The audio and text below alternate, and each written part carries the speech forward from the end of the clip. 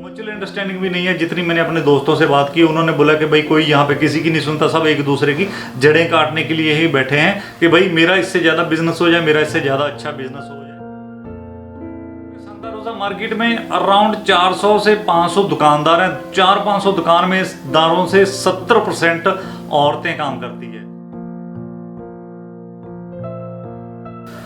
Hello friends, welcome back to your channel दुनिया दी शहर।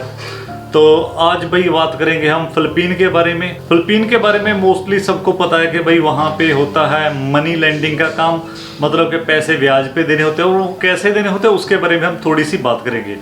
देखिए, वीज़ा तो फिलीपीन का इंडिया वालों के लिए ऑन अराइवल है। अगर आपके पास यूएसए, कनाडा, ऑस्ट्रेलिया, सिंगापुर का कोई भी वर्क परमिट हो, एस पास, ई पास, कुछ भी हो, स्टूडेंट पास हो, तो भी आपको ऑन अराइवल वीज़ा मिल सकता है। और अगर आप नॉर्मल इंडिया से वीज़ा लगवा के जाना चाहते हैं या मलेशिया से वहाँ जाना चाहते हैं तो उसके लिए एक मैं अलग से वीडियो बना दूंगा।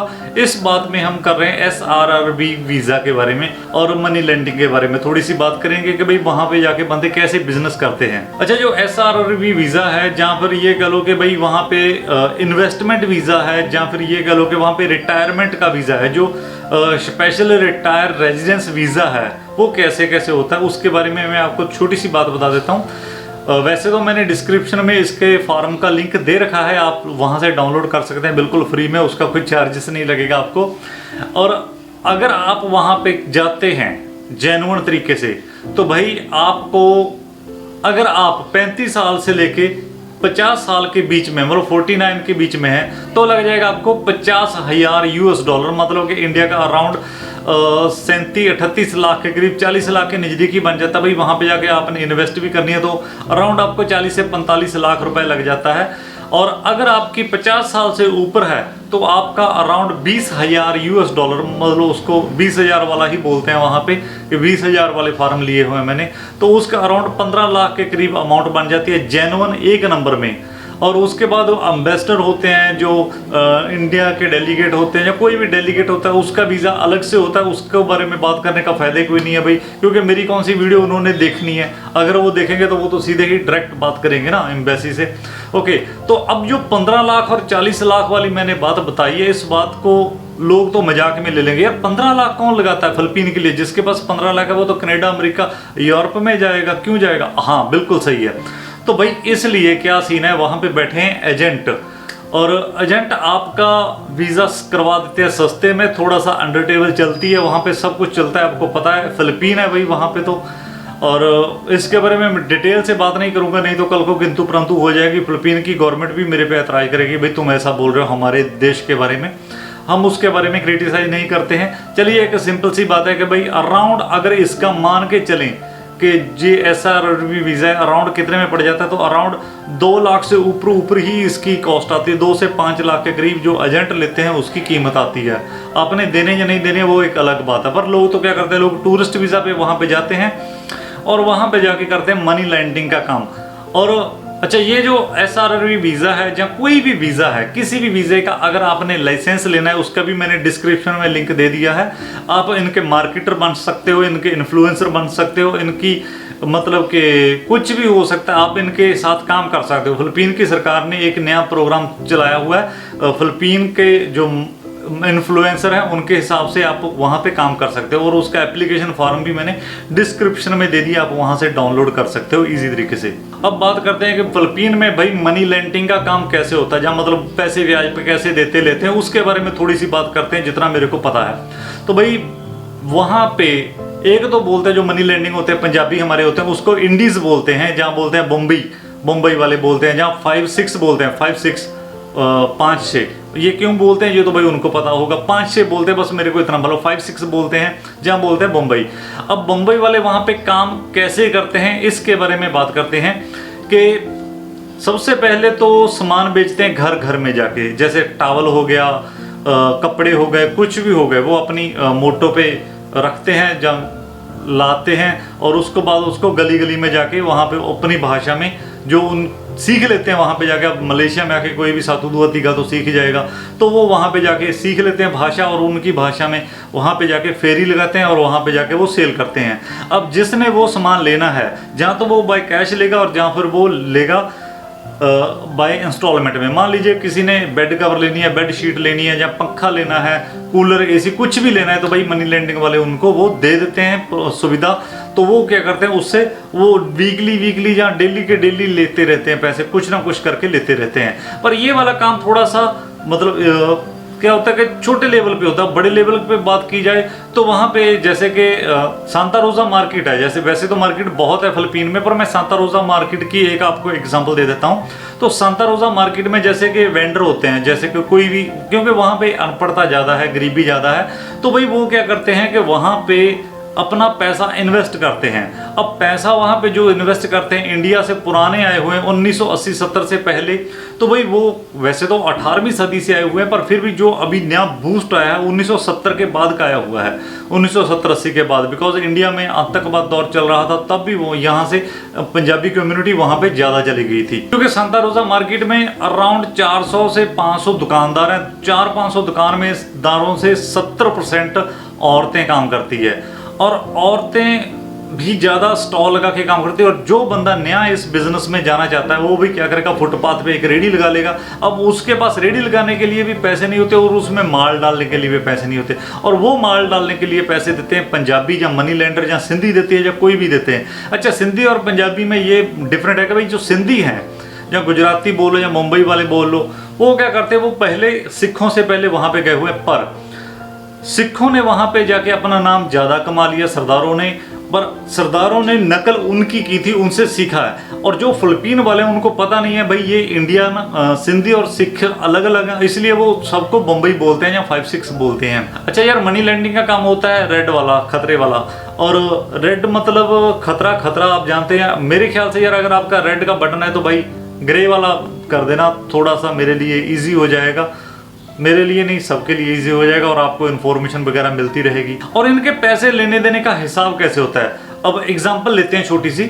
मान लीजिए एक दुकानदार ने किसी से पैसे लिए, फाइनेंसर से पैसे लिए, हम फाइनेंसर बोल देते हैं, मनी लेंडर बोल देते हैं।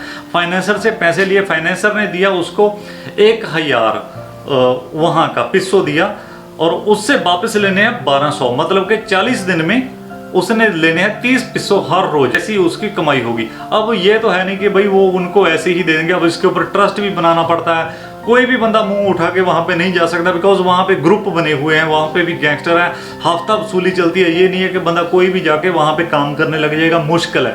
उस मार्केट में नहीं, कहीं भी नहीं बंदा कोई भी किसी के, मैं एग्जांपल नहीं देना चाहता पर फिर भी एक एग्जांपल दे देता हूं, सॉरी अगर किसी को हार्ड लगे। तो भाई अगर एक बंदा दूसरे की जगह पे जाएगा और उसका कब्जा करना चाहेगा, उसके कस्टमर खराब करेगा, तो जाहिर सी बात है कि भाई बंदा अगर कोई भी दूसरी जगह पे जाएगा तो वो कम ब्याज पे पैसे देगा। अगर 20% है तो उसका 15% 10% देगा, तो ही उसका कस्टमर बनेगा, नहीं तो भाई कस्टमर नहीं बनेगा। अब वहां पे होती है पुलवागन स्कीम। पुलवागन स्कीम मतलब ये होती है कि भाई एक मान लीजिए मैं वहां पे गया, अब मेरे को तो उन्होंने पैसे ऑन द स्पॉट तो वापस देने नहीं है। अब धीरे धीरे हो सकता है कि वो मेरा पैसा दबाने की कोशिश करेंगे जो दुकानदार होते हैं, तो वो क्या होता है कि वो गैंगस्टर की मदद लेते हैं, जहाँ हफ्ता वसूली वाले होते हैं, जो जैसे मुंबई में होता है हफ्ता वसूली, उनकी हेल्प लेते हैं। उसको बोलते हैं पुलवागन स्कीम, जो एसोसिएशन बोलते हैं, वो उनके ऊपर दबाव डालती है। पर ये वाली जो स्कीम होती है ये मोस्टली फिलीपीन वाले ही करते हैं। अब जो जहाँ वहाँ पे वो पुराने हैं, जहाँ जिन्होंने वहाँ पे मैरिज की हुई है, वो वाले करते हैं। बिकॉज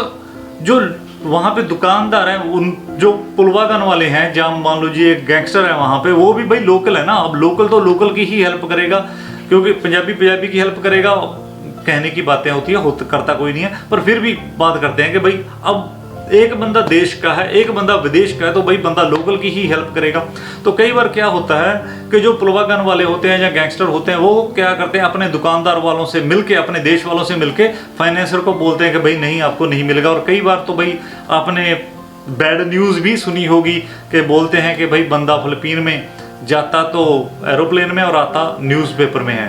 तो सॉरी यार, जो मेरे भाई ऐसे काम करते करते ये दुनिया को अलविदा बोल गए हैं, जो भाई ये मनी लेंडिंग का काम करते करते कुछ ना कुछ वहाँ पे मारे गए हैं, किसी ना किसी कारण करके गैंगस्टर वॉर का हिस्सा बन गए। देखिए वहाँ पे भी पंजाबी को मार रहा है, अपने ही एक दूसरे को वहाँ पे ऐसे ही काम चल रहा है। ये नहीं है कि एक दूसरे की सपोर्ट की जाए और आगे बढ़ा जाए, नहीं, वहाँ पे भी थोड़ी मोटी चलती है भाई। इस दुनिया में आपको पता ही है, सब कुछ ऐसे ही चलता है। और कोशिश करो भाई, एक दूसरे से मिलके रहो तो अच्छी बात है, नहीं तो भाई आपको मारने तोड़ने में देर नहीं लगेगी लोगों को।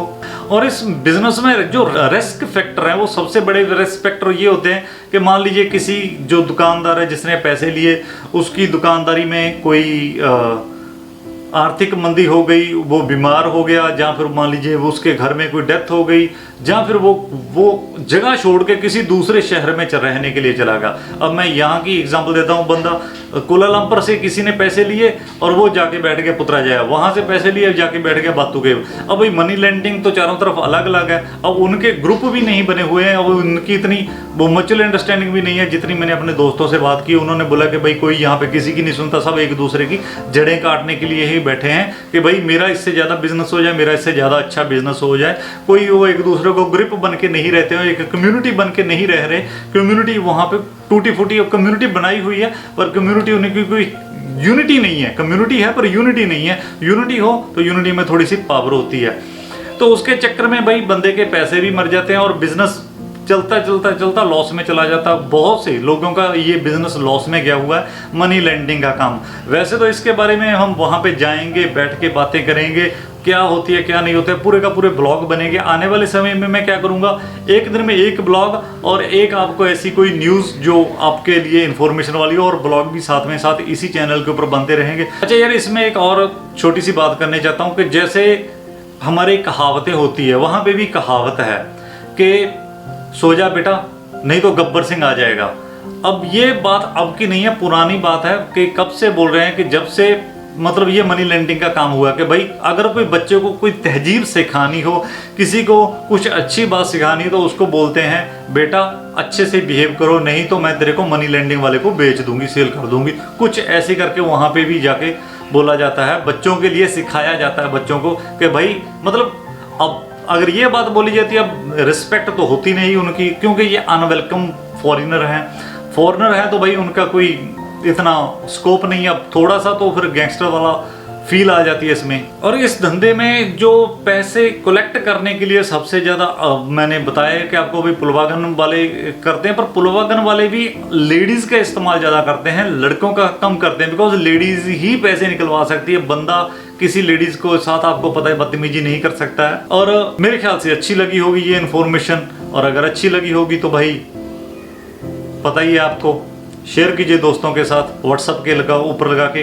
अच्छा, मैंने ये सब वीडियो में बोल देता हूँ कि भाई व्हाट्सएप के ऊपर लगा के शेयर कीजिए। मेरे दोस्तों ने नीचे एक ने कमेंट किया था कि भाई तुम लोगों को बेवकूफ़ बना रहे हो, अगर लोग नीचे अपना व्हाट्सएप के ऊपर स्टेटस लगाएंगे तो अर्निंग तेरे को होगी। हाँ, मैं मानता हूँ मेरे को होगी, भाई सारी दुनिया जानती है यूट्यूब के ऊपर अर्निंग होती है, कौन कहता है कि नहीं होती है। भाई मैं नाम है लड़के का साहिल कालरा जी, उसको मैं रिक्वेस्ट करके बोलना चाहता हूँ कि भाई यार सबको पता है कि भाई YouTube से अर्निंग होती है, फिर इसमें बताने की क्या बात है, इसमें कुछ शर्म वाली क्या बात है। भाई हाँ, मैं कमाई कर रहा हूँ तो उसमें कौन सी बड़ी बात है, सबका बिजनेस है, ये मेरा बिजनेस है। मैं आपको एजुकेशन देता हूँ, एजुकेशन का मैं अगर आपसे कुछ ले लेता हूँ या आपसे नहीं लेता, भाई मैं YouTube से लेता हूँ या YouTube मेरे को देती है, तो उसमें किसी को क्या टेंशन या ऐतराज। मान लीजिए किसी को मेरी आवाज़ नहीं पसंद, किसी को मेरा चेहरा नहीं पसंद, तो भाई वो मेरे को ब्लॉक कर सकता है, उसको वीडियो को कर देता है कि हाइड यूज़र कर सकता है, इसमें कोई बड़ी बात नहीं है।